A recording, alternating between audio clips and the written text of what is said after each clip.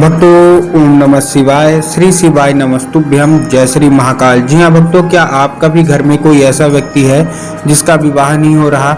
आप लोग बहुत ज़्यादा परेशान है उसको विवाह को लेके कि आखिरकार उसका जो विवाह है वो हो क्यों नहीं रहा। आपने बहुत ज़्यादा पंडितों को दिखा लिया, बहुत ज़्यादा उसकी कुंडली दिखा दी, लेकिन अभी भी जो उसका विवाह है ना, उसका योग नहीं बन रहा। कोई ना कोई अड़चन आ जाती है उसके विवाह में। जब भी वो विवाह के लिए कुछ योग होता है, लड़के वाले देखने आते हैं, लड़की वाले देखने आते हैं, कोई ना कोई अड़चन आ जाती है और उसका जो विवाह होता रहता है ना, वो होते होते रह जाता है, नहीं होता।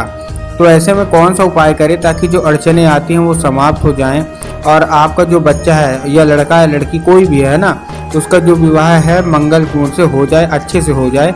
वही आज की इस वीडियो के माध्यम से हम आपको बताने वाले हैं। देखिए, पूज्य गुरुदेव की जो कथा होती है ना, जैसे कि आपको पता होगा कि पूज्य गुरुदेव की जो कथा होती है उसमें क्या आती है, लाखों की भीड़ आती है। आप सबको पता है, ठीक कैसी आती है, लाखों की भीड़ आती है। तो अभी पूज्य गुरुदेव की जो कथा चल रही थी, अभी मतलब 5-6 महीना पहले की बात है, पूज्य गुरुदेव की कथा चली और जैसे ही पूज्य गुरुदेव की कथा चली तो उसमें लाखों की भीड़ आई, आप सबको पता है।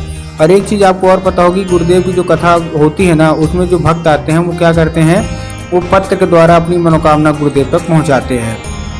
तो गुरुदेव की कथा हुई, गुरुदेव की कथा में लाखों की भीड़ आई। जब गुरुदेव की कथा में लाखों की भीड़ आई तो क्या हुआ, लोगों ने जो भक्त थे, उन्होंने पत्र के द्वारा अपनी जो भी मनोकामना थी वहाँ गुरुदेव तक पहुँचाई। जब गुरुदेव ने पत्र पढ़ा और पत्र देखा, तब गुरुदेव ने देखा कि ज़्यादातर लोगों की केवल और केवल एक ही मनोकामना है कि गुरुदेव, हमारे घर का जो बच्चा है, लड़का है या लड़की है, उसका विवाह का योग नहीं बन रहा। हम लोग बहुत ज़्यादा परेशान हैं कि उसका जो विवाह है वो हो जाए, लेकिन कोई ना कोई कारण आ जाता है कि उसका जो विवाह है वो टल जाता है और होता नहीं है ना, कोई ना कोई समस्या लास्ट में आ जाती है। कृपया करके कोई उपाय बता दें। तब गुरुदेव ने 2 से 3 उपाय बताए और कहा केवल और केवल ये उपाय कर लेना, तुम्हारे घर का जो भी सदस्य है जिसका जो है नहीं हो रहा, विवाह का योग नहीं बन रहा, तो 100% उसका विवाह का योग बनेगा ही बनेगा। जब गुरुदेव ने ये उपाय बताया तो लोगों ने जाके इस उपाय को घर में किया और जैसे ही लोगों ने जाके इस उपाय को घर में किया, मात्र 1 से 1.5 महीने के बाद गुरुदेव की कथा में वो लोग फिर से वापस आए। इस बार जब वो लोग वापस आए तो उन्होंने फिर से गुरुदेव को पत्र लिखा, लेकिन ये वाला जो पत्र था ना, ये गुरुदेव को धन्यवाद के रूप में पत्र था कि गुरुदेव धन्य हो आपका, आपके द्वारा बताया गया उपाय हमने कर लिया है और हमारे घर का जो व्यक्ति था ना, जिसका क्या है विवाह का योग नहीं बन रहा था, उसका विवाह का योग बन गया है। उसका मतलब बहुत अच्छे से विवाह हो रहा है, पक्का हो गया है। आपका कोटि कोटि धन्यवाद। तो देखिए, जो लोग भी मेरी आवाज़ सुन रहे हैं, देख रहे हैं वीडियो, अगर आप भी जानना चाहते हैं कि आखिर ऐसा कौन सा उपाय है जिसको करने मात्र से जो विवाह बरसों से नहीं हो रहा होता है वो हो जाता है, तो चलिए हम बताते हैं आपको आज की इस वीडियो के माध्यम से। लेकिन उससे पहले चैनल पर अगर पहली बार आए हैं और आवाज़ मेरी पहली बार सुन रहे हैं तो वीडियो को कर दें लाइक और चैनल को भी कर लें सब्सक्राइब, ताकि पूजनीय पंडित प्रदीप जी मिश्रा के रोज़ नए नए उपाय जो कि मैं उनकी कथा से सुनता हूँ, श्रवण करता हूँ, सबसे पहले मैं आपको प्राप्त करा सकूँ। ठीक, तो देखिए, अब जो हमारा पहला उपाय है वो काली तिल का है और काली तिल के साथ एक धतूरे का है। ये उपाय आपको किससे करवाना है? ये उपाय आपको उसी व्यक्ति से कराना है जिसका विवाह नहीं हो रहा। करवाना कैसे, देखिए फिर से बता रहा हूँ।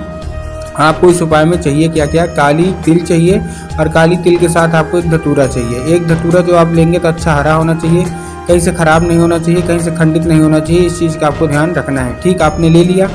अब लेने के बाद आपको क्या करना है, जैसे आपने ले लिया, लेने के बाद आपको एक काम करना है। क्या, आपको वो जैसे आपने लिया वो लेके आप पहुंच जाइए सीधा सीधा शिव मंदिर। अब जैसे आप शिव मंदिर पहुंचेंगे, शिव मंदिर पहुंचने के बाद आपको देखिए करना क्या है। जैसे आप शिव मंदिर पहुंचेंगे, आपको क्या करना है, आपको दक्षिण दिशा में खड़े होना है और उत्तर की ओर चेहरा कर लेना है।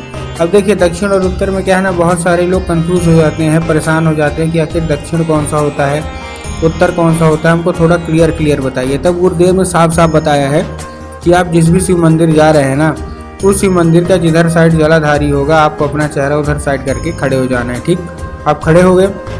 खड़े होने के बाद आपको करना क्या है, आपको श्रम्भेश्वर महादेव का नाम लेके, कौन से महादेव का एक बहुत ही सुंदर सा नाम है श्रम्भेश्वर महादेव, बस आपको श्रम्भेश्वर महादेव का नाम लेके उन्हीं का स्मरण करके आपको चुपचाप क्या कर देना है, अर्पित कर देना है। ठीक, अर्पित आपने कर दिया, अपनी मनोकामना मांग लीजिए। 1 से 1.5 महीना पूज्य गुरुदेव ने कहा है कि अगर आपने 1 से 1.5 महीना ये उपाय कर लिया ना, तो आपकी मनोकामना बस रूप से पूरी होगी ही होगी। ठीक, ये था हमारा कौन सा, ये था हमारा पहला उपाय।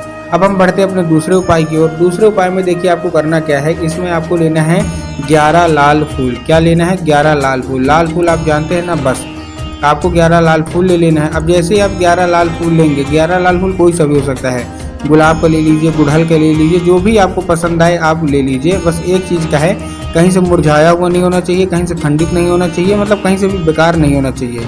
एक चीज़ का और ध्यान रखना है, क्या ध्यान रखना है उसमें कि एक किस्म का होना चाहिए। मतलब अगर आप गुलाब का ले रहे हैं ना तो केवल गुलाब का ही लेना है, अगर आप गुड़हल का ले रहे हैं तो केवल गुड़हल का लेना है। इस चीज़ का आपको ध्यान रखना है। ठीक, आपने ले लिया।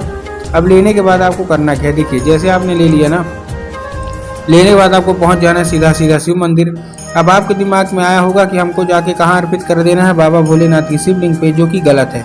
आपको बाबा भोलेनाथ की शिवलिंग पर अर्पित नहीं करना। आपको कहाँ अर्पित करना है, आपको अर्पित करना है माता सूप सुंदरी की जगह पे। अब अगर देखिए, अगर आपको पता है कि माता सूप सुंदरी की जगह कहाँ होती है तब तो ठीक, लेकिन अगर आपको ये नहीं पता कि माता सूप सुंदरी की जगह कहाँ होती है, तब गुरुदेव ने साफ साफ बताया है कि आप जिस भी शिव मंदिर जा रहे हो उस शिव मंदिर का जो जलाधारी होती है ना, जलाधारी के दाएं मतलब राइट साइड में माता सूप सुंदरी की जगह होती है। तो बस आपको माता सूप सुंदरी की जगह पे आपको अर्पित करना है और अपनी मनोकामना मांग लेना है। पूज्य गुरुदेव कहते हैं कि अगर माता सूप सुंदरी की कृपा आपके ऊपर बन गई तो आपकी मनोकामना बस रूप से जल्द पूरी होगी ही होगी।